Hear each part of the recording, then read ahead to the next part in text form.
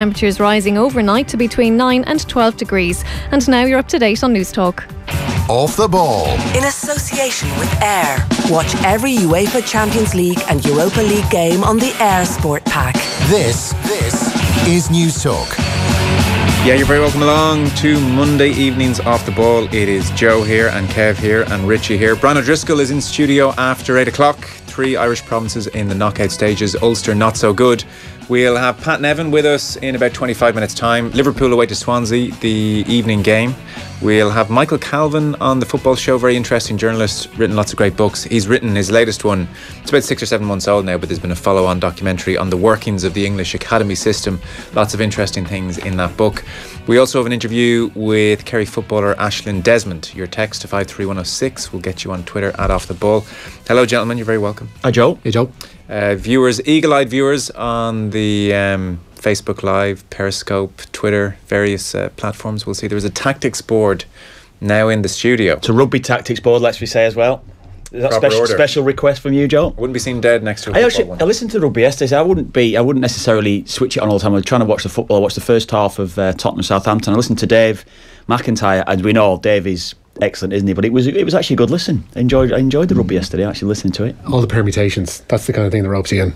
Yeah, it's the working out on the working out by Joe on air of who's going to play who in the semi-finals. And quarterfinals. Exactly. And Dave does suck you in as well, doesn't he? Dave's got a great. He does have a great voice for it. Yeah. Yeah, it was great. I mean, he's brilliant. Yeah. So we have tactics boards here now, which means you can... He didn't seem too convinced of that one, Joe. No, Joe, he's great. Dave's brilliant. Praise Joe and he'll be all over you. Yeah. Of course he is. Of course he is. I mean, I'm blue in the face promoting the brilliance of Dave McIntyre. Yeah. It's disgusting. So we have 2 tactics boards. There's a football one over there you can't see and a rugby one behind us, which means in future you'll be able to move the little blue circles around and the red circles and make some interesting tactical points. You and I were at the Aviva in the last couple of months, weren't we? We were talking to Alan Quinlan there, and he taught me something in about 30 seconds that I've never really realised about rugby anyway. I was there. He said you can't pass it forward, and Kev's mind was blown. Absolutely blew his mind. I tell you what, though, you've got to kick it out of play. That's what you need to do as well. So please tell me you're making that up. Yeah. No, we are making that up. Yeah. Come on, Rich, you're better than that. I'm not really. It's not a high tech kind of tactics board, listeners at home. It's more of the Richard Keys, Andy Gray one when they first started doing it back in the day. Remember they had a show where they started. Yeah. They just. I mean, it's literally a tactics board. Please don't compare yourself to Richard Keys and Andy Gray. No, I'm not. It's the tactics board. Let's not go there. It's the tactics board only. So Alexis Sanchez, the move has happened and Mkhitaryan has gone the other way for no money is the interesting thing. It's a straight swap. So I mean, look, this was always going to happen. The telling moment was this afternoon when Alexis Sanchez's dog, he has his own Instagram account, when he liked the Manchester United Instagram account, we knew it was on. We knew there were rumblings. I didn't actually know that his dog had an account. I didn't know that. That's news to me. That. Is it a verified dog account? I think so, yeah. Does it have a blue tick? I don't know if it is a blue tick. If Alexis Sanchez's dog has a blue tick, then something seriously wrong. The game is gone then. And Sanchez, the video then is a very important thing these days when you're announcing. I heard about it in the office earlier on, but I actually quite liked it because he plays piano, Alexis Sanchez anyway. I quite liked it. I like that little montage. I mean, it's very moody, and it has Sanchez from behind with his Manchester United jersey on, playing "Glory, Glory, Man United" on the piano, interspersed with shots of him walking out at Old Trafford and just taking it all, taking it all in, kind of a thing. And he finishes "Glory, Glory, Manchester United." Man United. Manchester. Glory, glory, Manchester United. Doesn't really help the meter there, John. No, it doesn't. And he finishes and turns around and gives a little smile to the camera. You know what? It's not the worst of these we've seen. No, I'm with you. I actually quite enjoyed it. So I want to know at what point he started learning Glory, Glory, Manchester United on the piano. Because if he started learning it before the talks had actually begun, then that's really underhanded. That's skullduggery on a whole different level. That takes tapping up to a whole other plateau. Who gets the better deal here? Most people, I saw Rio Ferdinand say it, I saw Steve McManaman say it, that Manchester United have by a distance got the best deal here. No money, just a straight swap for a player that Jose Mourinho didn't really want anyway. Yeah, and that's how you can justify paying him 450 grand a week because of that. It's it's a straight swap. You're obviously increasing the wages that they were paying Mkhitaryan, but that's it essentially, really. So I think it is. I think it's a good. I think United have got the better deal here. Yeah. Are we going to see Mkhitaryan suddenly blossom? Because right from remember the first Manchester derby 2 seasons ago at Old Trafford. Mkhitaryan played. It was like a lunchtime kickoff and got hauled off. Yeah, never looked time. fit. Just didn't look impressive at all. Yeah. And never really fit into. He started the season well, though, didn't he? Started this season well. He was having an influence in games, certainly creating goals, but Mourinho clearly just doesn't fancy him. He doesn't like him, and that's just the way that it is sometimes. Will he blossom at Arsenal? I think he's that type of player. He's certainly a player that Arsene Wenger has got. Maybe he has one or too many of that type, but if given game time, which I'm sure he will do, I think he can be a creative spark. If they get Aubameyang in, it's not really a bad January transfer window for Arsenal. Is he not another one of these players for whom application is an issue? Yeah, and we've seen. We talked about Walcott leaving last week, and the level of application that drifted in and out with him. Like when he was on, he was on. When he wasn't. Yeah, Mkhitaryan seems to be, from the outside, similar type. Another one of those whereby sometimes he's on it, sometimes he's not, and when he's not, you might as well be having a sack of spuds wearing the jersey. I'll take that. I think he does have that. I think he has times, certainly from a closing down perspective, without the ball. I think he does switch off at times. I think that's clearly why Mourinho doesn't like him. So that could be his downside to him. But I think with Wenger there at Arsenal, I think Wenger will just concentrate on more the creative side of him. I think he'll give him a bit more freedom just to go and express himself. Yeah. Well, Wenger actually was asked in the press conference about how you fit in some similar type players, maybe Wilshere to a lesser extent, but Iwobi, Ozil, and now Mkhitaryan they all want to play in a similar area of the pitch, and Wenger just said, "I just play the good players; they figure it out."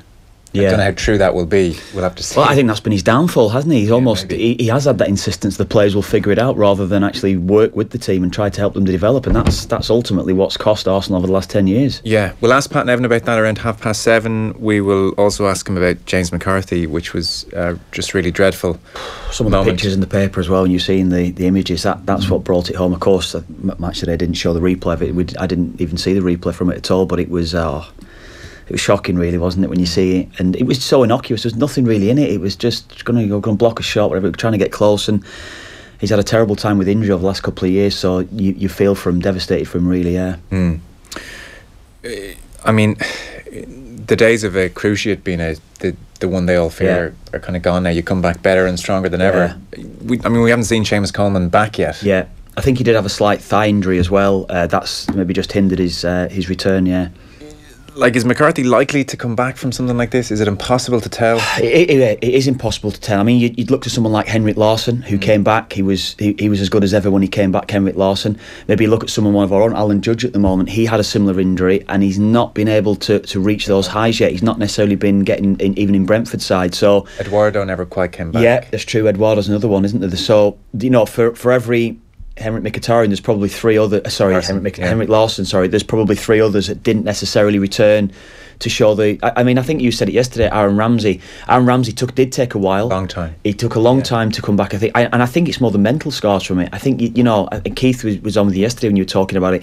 You want to feel maybe a tackling training. You want to actually have that physical side of it to almost test yourself. And then once you get maybe a heavy tackle on yourself, or you go through that little bit of pain around it, then you're ready to step up and go on. There was something else with Ramsey though, because I mean he must have experienced a few tough tackles. He took about. I think Ramsey did return. Actually, he was better. Certainly for one season, he was excellent. He was certainly better than ever at one stage. I just think maybe the last year or two, he's maybe reflected on Arsenal in general. He's maybe had that inconsistency. But Ramsey, I think, did return. I think he was fine after it. Yeah, it's a case of whether Everton are going to stand still or not with McCarthy out, and I don't think they're going to. They're going to be a side that are going to buy more players in the next season or two, well, in the next window or two, let's say, when McCarthy is absent. Yeah, and he could find himself surplus to requirements, not by virtue of the injury, but by dint of the fact that they bought and strengthened in that area. Yeah. And then Michael Calvin, finally, before we get into the newsroom, I'll bring you the Liverpool team in just a second. Michael Calvin has written lots of really interesting books. He spent a year with Millwall one year and did a year in the life of Kenny Jackett. He's written about the life of scouts. His latest book, I mean, it's out about 6 or 7 months now, but the follow-up documentary was recently aired.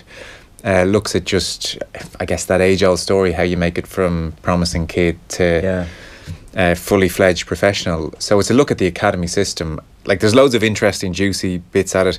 Manchester City are spending £2 million alone in London just hoovering up youth talent.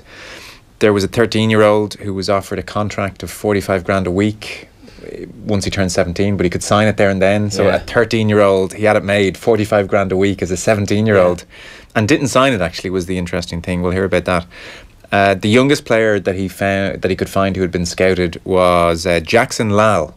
Manchester City liked the look of Jackson Lal after his mum put up a video of him playing football on Facebook. Jackson Lal, at that stage, 3 years old. Promising young player. I mean, there's good examples. Like, so you might go to City and get 10 grand a week or 15 grand a week now, very conceivably in your mid-teens. Other clubs like Spurs will stick to €380 a month in a bid to keep players grounded. But the overall finding, I suppose, was that the money is becoming unbelievable, and that the chances of making it now are just beyond minuscule. 0.0012, I think it is. Is that right? That's exactly 180 out of 1.5 million kids. They're the stats. That's just incredible, isn't it?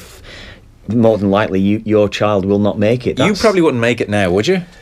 I don't know. Like, would you just? You'd like to think yes, but I think it probably would be difficult. Yeah, tougher. It would. It's a lot tougher. Yeah. I mean, that sounded quite insulting the way I said. No, I know what you mean. I know exactly what you mean. I think the way I came into the game certainly helped me. Starting at Preston in the lower league, I think playing every division, I think certainly helped me. Making the step up then to League 2 or Division 2 as it was, then into the Championship and then into the Premier League. It was almost as if I was given that time to grow. And I think by the time I'd hit the Premier League, I'd probably played around or about 150 to 200 games at that stage. So I had a lot of games to be played before I was 21, 22, and that's what helped me, definitely. We'll kick on with the news round. So Liverpool are 6 points behind Manchester United. They have a game in hand. Yeah, they can pull level on points with third place Chelsea in the Premier League tonight. If it goes spectacularly well for them, they might even vault above them, because Jurgen Klopp's side can make it 5 league wins in a row with victory at Swansea tonight. The teams are in for this one. We'll start with the home side. Lucas Fabianski starts in goal. They've got a back 5, Colin Naughton, Mike van der Horn, Federico Fernandez, Alfie Mawson, and on the left Martin Olsen. In midfield it's Ki Sung Young alongside Leroy Fer and Sam Clucas, with Nathan Dyer in behind the Ricky Villa-esque Jordan Ayew. For Liverpool, much the same side as saw action against Manchester City, with one notable change. Loris Karius is in goal, a back 4 of Joe Gomez, Joel Matip, the returning Virgil van Dijk and Andy Robertson. In midfield then you've got Emre Can and Jorginho Wijnaldum, with Mo Salah, Alex Oxlade-Chamberlain, Sadio Mane and Roberto Firmino spearheading their attack. Kick off at 8 o'clock in that one. Strong side, isn't it, Liverpool? It's nice to see Van Dijk. We'll get a good look at him this evening. Liverpool strong. I expect them to play a similar sort of fashion the way that they played last week against Man City. Certainly Firmino is one of the form strikers in the Premier League at the moment, playing excellently. Then you've got Mane back at it as well, of course, Salah. So they should have too much for Swansea tonight. Yeah. Okay. Hugh has texted in. He says, "I'm not trying to start a first-year journalism tutorial debate here. Thoughts on Match of the Day not showing the incident, the McCarthy incident, that is, in full? Shouldn't they be duty bound to show what happened?" Is an interesting. Well, Sky did the same, didn't they? And RTE did the same around Seamus Coleman's injury. I'd probably go with what RTE did that night, and certainly what Sky did, not showing the replay. I think what is there to gain from it? There's nothing to gain from it. We know it's an horrific injury by the reactions of the players around him. So I don't think I personally would feel. I think Match of the Day. BBC hat on, is it? Yeah. You think the BBC got it right, BBC employee? Well, no, I've clearly made my argument. I've made the case, haven't I, by saying certainly I think RTE got it right as well by not showing the replay of it. And you might be available for work with RTE in the future. So, I think sometimes I think that's a very valid debate. Sometimes when there might be crowd trouble and they don't show it, or if there's fighting in the stands and they don't show pitch invaders. Not necessarily even streakers, but as soon as there's a pitch invader, they will cut away to a holding shot. I get that. I mean, that's the big incentive. What do you think yourself? Do you agree or disagree with that? I don't know if I do agree or disagree with it. I mean, it's a reality of the game, and they're not duty bound to show it, but ultimately that's what happens, is that people get hurt, people snap ligaments, people break legs, all that kind of thing. But on the other end of it, it's a special case, though, isn't it? It's such a rare occurrence when that happens. I know it's broadcast at 10 o'clock or 10:30 at night on Saturdays, but it's also shown on Sunday mornings. At the end of the day, Match of the Day is a family show, and they might be protecting. There's a lot of kids when they're watching Match of the Day. A lot of kids end up watching football, and you don't necessarily need a 4-year-old to see somebody's leg dangling the wrong way. Yeah, it does go out in the morning as well, on a Sunday morning. I mean, obviously, showing more than one replay and lots of slow motion is just it's just gratuitous. I wouldn't have a problem if they showed one replay with a warning and said, look, what we're about to show you is clearly awful and not very nice. Here's what happened. I mean, what they did, if you didn't see Match of the Day, was they showed the incident. And again, like it's always striking how the most serious injuries just look a bit clumsy and awkward, kind of coming together. They showed the replay and like a close up of his name's Rondon's who was very upset as well, obviously, when it happened. Yeah, I mean, Pardew said he heard the snap. Yeah, and then fairly traumatic for him. But they showed on Match of the Day his foot about to make contact with the back of McCarthy's calf, which unfortunately was planted to the ground at that time and made the whole thing so serious. Yeah. And they just froze the frame as his foot was about to, I guess, connect properly with the calf, and it was fairly obvious in the what happens next caption what was going to happen next.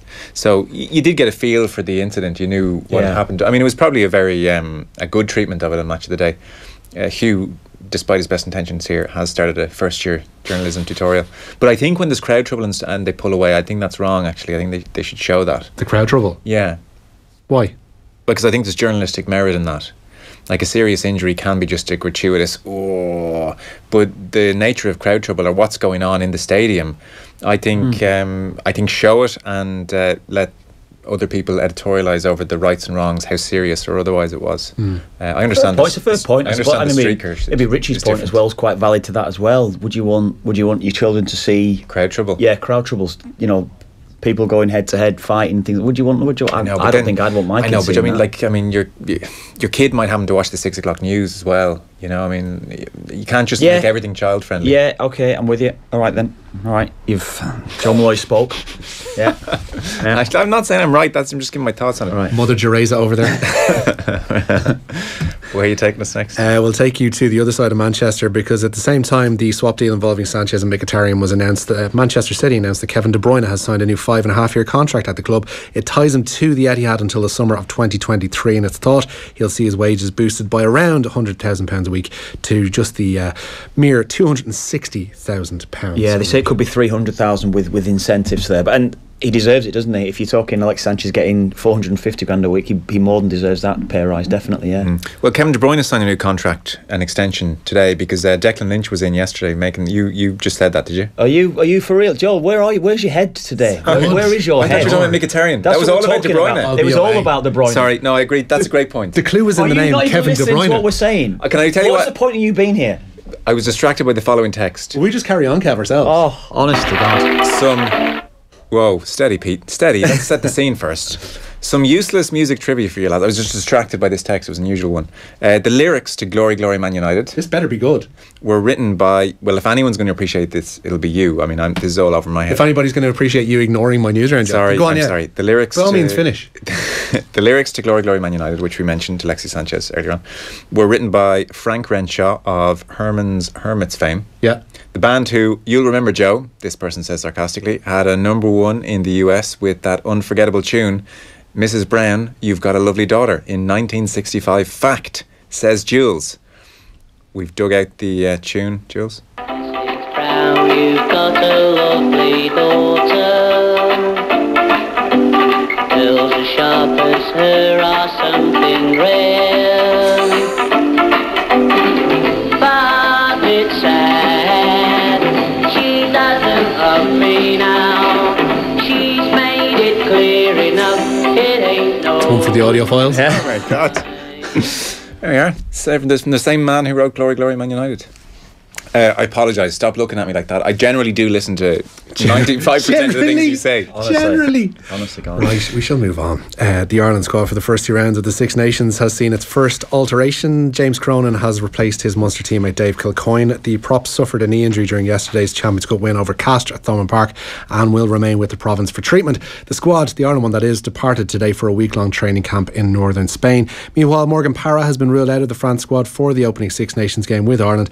The recently recalled Clermont scrum half is suffering from a knee injury. Parra has been replaced by Bordeaux scrum half Baptiste Serin, and Brice Dulin has been ruled out with a calf injury, and he's been replaced by Hugo Bonneval. Sticking with Munster, they'll be at home to Toulon in the Champions Cup quarter-finals in the spring. They ran in 7 tries in a 48-3 defeat of Castres at a rainy Thomond Park yesterday to finish top of Pool 4, and it was a performance that pleased their head coach Johan van Graan, who spoke with Dave after the game. I thought we handled the first 20 minutes of pressure pretty well in our own half. Massive improvement in our discipline off the ball, and I thought we converted some pressure into points and adapted our plan a bit at half time. We were with the win in the second half, and that was some brilliant rugby out there. You were in the really unusual position of, in many ways, being able to choose your quarter-final opponents at half-time. Were La Rochelle and Toulon mentioned at all in that half-time changing room? Because you knew that if you got the bonus point, it was Toulon. If you didn't, it was La Rochelle. No, not at all. I believe a rugby game's 80 minutes. We said this whole week we're just going to focus on ourselves. We respect all teams in this unbelievable competition, so it doesn't matter who we play.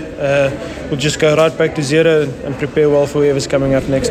Leinster, meanwhile, their reward for topping Pool 3 is a home tie with defending champion Saracens and a potential semi-final with either the Scarlets or the aforementioned La Rochelle. Cheers, Richie. We'll talk to Brian O'Driscoll just after 8 o'clock about all of that. Pat Nevin, though, is on the way next. Off the Ball on News Talk. In association with AIR. Don't miss live Allianz League's GAA action this month on the AIR Sport Pack, the home of Irish sport. The Pat Kenny Show. Noel in Donegal says dumping is also a huge problem in rural Ireland. Bags of rubbish, old fridges, everything on the roadsides, borings and ditches. And that's what your members would be telling you. The solution is simple: end bin charges. Now, that's someone saying, you can understand why people are doing it. God love